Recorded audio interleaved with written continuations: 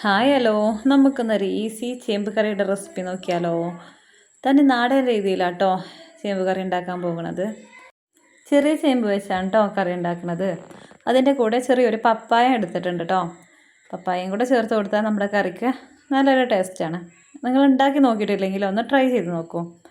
ഇതേ രീതിയിൽ ഉണ്ടാക്കാം കേട്ടോ. നമുക്ക് നമ്മൾ ചിരണ്ടി വെച്ച ചേമ്പും പപ്പായ എല്ലാം ഒരു കുക്കറിലേക്ക് ചേർത്ത് കൊടുക്കാം. ഞാൻ നേരത്തെ കാണിച്ചു തന്നില്ലേ, അതുപോലെ കട്ട് ചെയ്താൽ മതി പപ്പായ. ഞങ്ങളുടെ നാട്ടിൽ പപ്പായക്ക് കർമ്മത്തി എന്ന് പറയും. നിങ്ങളുടെ നാട്ടിൽ എന്താ പറയുകയെന്ന് പറയണേ, കമൻറ്റിൽ പറയണേ. ഇതിലേക്ക് 1/2 ടീസ്പൂൺ മഞ്ഞൾപ്പൊടിയും 1 ടീസ്പൂൺ ഉപ്പും ചേർത്ത് കൊടുക്കാം. ഉപ്പ് കുറവാണെങ്കിൽ കറി വെന്തതിന് ശേഷം നമുക്ക് വീണ്ടും ചേർക്കാവുന്നതാണ്. ഇനി എരിവിന് ആവശ്യമായ മുളക് ചേർത്ത് കൊടുക്കാം. മുളക് വേണമെങ്കിൽ ചേർത്താൽ മതി. ഞാൻ മുളക് പൊടി മാത്രമേ ചേർത്തിട്ടുള്ളൂ. 1/2 ടീസ്പൂൺ മുളക് പൊടി ചേർത്തിട്ടുണ്ട് കേട്ടോ. നല്ല എരിവുള്ള മുളക് പൊടി ആയതുകൊണ്ട് പിന്നെ ഞാൻ മുളക് ചേർത്തിട്ടില്ല.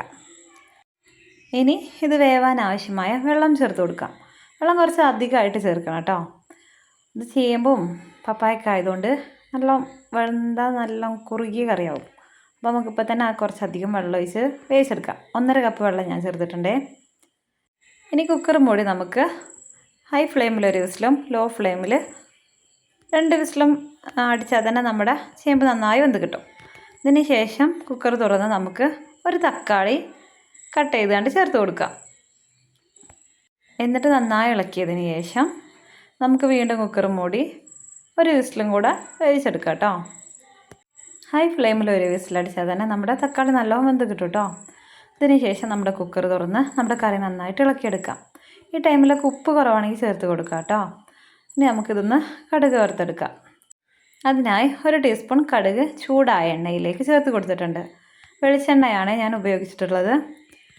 ഇതിൻ്റെ കൂടെ നമുക്ക് കറിവേപ്പിലയും ചേർത്ത് കൊടുക്കാം. കടുകൊന്ന് പൊട്ടി വരണം കേട്ടോ. അതിന് ശേഷം മാത്രമേ കറിവേപ്പില ചേർക്കാൻ പറ്റുള്ളൂ. കറിവേപ്പിലയും കൂടെ ചേർത്തതിന് ശേഷം ഇത് നമുക്ക് കറിയിലേക്ക് ഒഴിച്ച് നന്നായി ഇളക്കിയെടുക്കാം.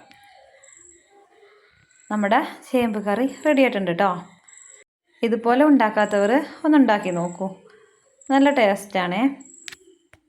നമുക്ക് ചോറിൻ്റെ കൂടെയൊക്കെ കഴിക്കാൻ പറ്റിയ നല്ലൊരു കറിയാണ്. പെട്ടെന്ന് തയ്യാറാക്കി എടുക്കുകയും ചെയ്യാം.